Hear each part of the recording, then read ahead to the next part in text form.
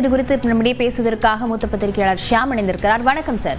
வணக்கம். தொடர்ச்சியாக தனது சுற்றுப்பயணத்தின் போது கூட்டணி குறித்து எடப்பாடி பழனிசாமி பேசி வருகிறார். இப்போ குறிப்பா நினைத்து கூட பார்க்க முடியாத கட்சி கூட்டணிக்கு வர வாய்ப்பு இருக்கிறது அப்படின்னு தெரிவித்திருக்கிறார். எதனை மனதில் வைத்து பேசுகிறார் எடப்பாடி பழனிசாமி?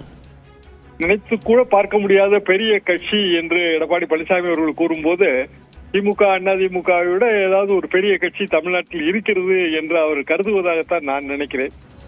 அப்படி பெரிய கட்சி என்று பார்த்தால் தேசிய கட்சிகள் தான். பாரதிய ஜனதா ஒன்று, அது ஏற்கனவே எடப்பாடி பழனிசாமி அவர்களோடு இணக்கமாக இருக்கிறது, அதிமுக கூட்டணியில் இடம்பெற்றிருக்கிறது. இன்னொன்று காங்கிரஸ் தான். காங்கிரஸ் கட்சியிலே சமீபத்திலே ஏற்பட்டு வருகிற பல்வேறு சர்ச்சைகள், திருச்சி சிவா அவர்கள் காமராஜருக்கு எதிராக தெரிவித்த கருத்துகள், அதற்கு காங்கிரஸ் கட்சி ஆற்றுகிற எதிர்வினை, இன்றைக்கு கூட காங்கிரஸ் கட்சியின் பொதுச் செயலாளர் திருச்சி சிவா வீடு முற்றுகை போராட்டம் நடத்தும் என்று அறிவித்திருப்பது, இப்படியான விஷயங்களை வைத்து பார்க்கும்போது காங்கிரஸ் கட்சி என்று எடப்பாடி பழனிசாமி அவர்கள் கருதுவதாக கூட நாம் நினைக்கலாம். ஆனால் பிஜேபி இருக்கிற கூட்டணிக்கு காங்கிரஸ் போக முடியாது. அப்படி என்றால் அடுத்த பெரிய கட்சி என்று அவர் கூறுவது ஏற்கனவே ப்ரூவ்டு பார்ட்டிஸ் என்று பார்த்தால் திரு சீமான் அவர்களின் நாம் தமிழர் கட்சி தான். அவர்கள் 234 தொகுதியில் நிற்பதாக அறிவித்து விட்டார்கள்.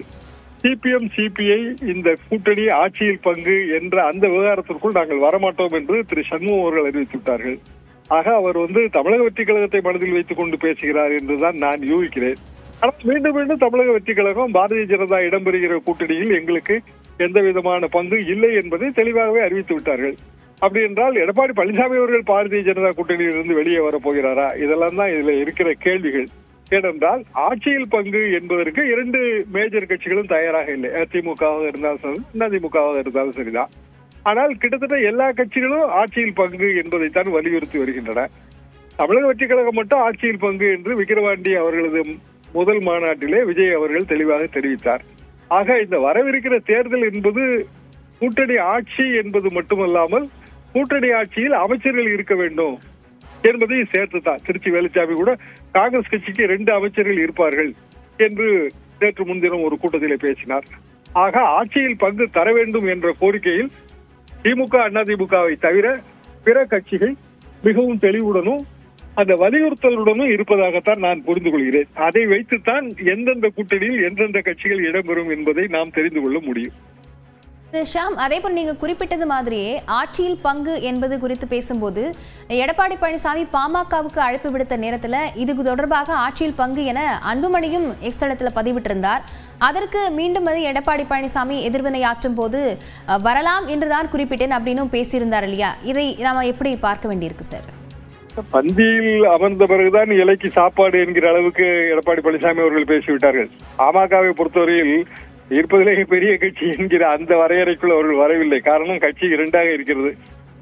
அன்புமணி தலைமையிலே ஒரு அணி, அது நேற்றைக்கு பாமகவின் துவக்க விழாவை அது தனியாக கொண்டாடுகிறது. டாக்டர் ராமதாஸ் அவர்கள் தலைமையிலே ஒரு அணி, அதுவும் துவக்க விழாவை தனியாக கொண்டாடுகிறது. கிட்டத்தட்ட 1989 துவங்கப்பட்ட கட்சி இத்தனை வருடங்களுக்கு பிறகு 2 அணிகளாக பிரிந்து தனித்தனியாக துவக்க நாளை கொண்டாடி கொண்டிருக்கிறார்கள்.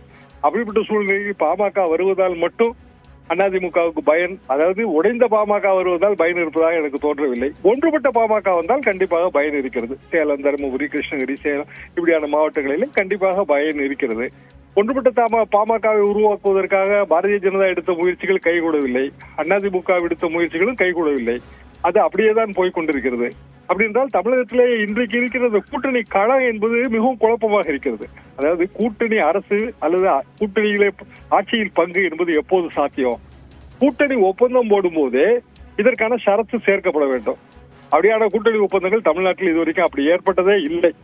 117க்கு 117 திமுக காங்கிரஸ் ஒவ்வொரு 2 கட்சிகளும் அவரவருக்கு பாதி பாதி என்று பங்கிட்ட 1980 ஒப்பந்தத்திலேயே அப்படி இல்லை. இந்திரா காந்தி அவர்கள் தலையிட்டு கலைஞர் தான் முதல்வர் என்று சொன்னார். ஆனாலும் அந்த கூட்டணி வெற்றி பெறவில்லை. காரணம், ஆரம்பத்திலேயே மெஜாரிட்டிக்கும் குறைவான இடங்களிலே போட்டி போடும் போது வாக்காளர்கள் மத்தியிலே ஒரு அவநம்பிக்கை வந்து விடுகிறது. அதிமுக மிகவும் குறைவாக போட்டி போட்டது 141 தொகுதிகள் என்றால் எப்படி மெஜாரிட்டி கிடைக்கும் என்று 2001 தேர்தலிலே இப்படித்தான் நாங்கள் நினைத்தோம். ஆனால் அதிமுக 130க்கும் மேற்பட்ட இடங்களில் வெற்றி பெற்றது ஜெயலலிதா தலைமை. அப்போது மிக வலிமையான ஒரு கூட்டணி இருந்தது. திமுக ஆளுங்கட்சியாக இருந்தும் கூட அதால் வலிமையான கூட்டணி அமைக்க முடியாமல் போனது.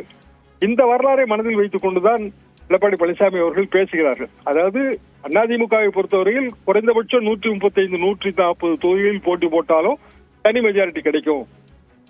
மீதி எண்ணிக்கையில் உள்ள தொகுதிகளை பல்வேறு வகையாக பிரித்து கொடுத்து வரவிருக்கிற எல்லா கட்சிகளையும் திருப்திப்படுத்தி விடலாம் என்று அவர் நினைக்கிறார். ஆனால் அதில் தமாக வரவே வராது என்றுதான் நான் கருதுகிறேன். என்ன காரணம் என்றால் அவர்கள் தனிப்பெரும் மெஜாரிட்டி என்று சொல்லிக் கொண்டு வருகிறார்கள். விஜய் ஒரு ஸ்டார், பெரிய ஸ்டார். அவரது முதல் தேர்தலிலே அவர் 40 சீட்டு 50 சீட்டுக்கு எப்படி போட்டி போடுவார்? அப்படியான ஒரு முடிவை விஜயகாந்த் எடுப்பதற்கே அவருக்கு 2 தேர்தல் தேவைப்பட்டது. 2006, 2009, 2011 தான் ஒரு அதிமுக கூட்டணி 41 இடங்களிலோ 42 இடங்களிலோ போட்டி போட்டார். எனவே உடனடியாக விஜய் அதிமுக கூட்டணிக்கு குறைந்த இடங்களுக்கு வருவதாக எனக்கு தோன்றவில்லை. அதற்காக மிக அதிகமான இடங்களை அதிமுக விட்டுக் கொடுப்பதற்கும் வழி இல்லை. இப்படியான ஒரு சூழ்நிலையில் திமுக கூட்டணியில இருக்கிற ஆட்சியில் பங்கு என்று விரும்புகிற சில கட்சிகளுக்கு வாய்ப்பு இருக்கிறது. ஆனால் அதிமுக ஆட்சியில் பங்கு தருவதற்கு தயாராக இல்லை. எனவே இன்றைய தேதிக்கு அதிமுக பாரதிய ஜனதா கூட்டணி, அதை தாண்டி அதுல இருக்கிற சிறிய கட்சிகள், அதை தாண்டி வேறு வாய்ப்பு இருப்பதாக எனக்கு தோன்றவில்லை. என்றாலும் கிட்டத்தட்ட தேர்தல் பிரச்சாரமே செய்கிறார் எடப்பாடி பழனிசாமி அவர்கள். அவரது எல்லா பயணத்திலும் கிட்டத்தட்ட தேர்தல் பிரச்சாரமே தான். தேர்தலிலே திமுக ஆட்சியை அகற்றுங்கள் என்றே அவர் முழங்குகிறார். அப்படி இருக்கும்போது தேர்தல் பிரச்சாரம் தொடங்கியதால் தேர்தல் களம் மிகவும் சூடு பிடித்து காணப்படுகிறது. இணைப்பில் கருத்துக்களை பகிர்ந்து கொண்டமைக்கு நன்றி திரு ஷியாம்.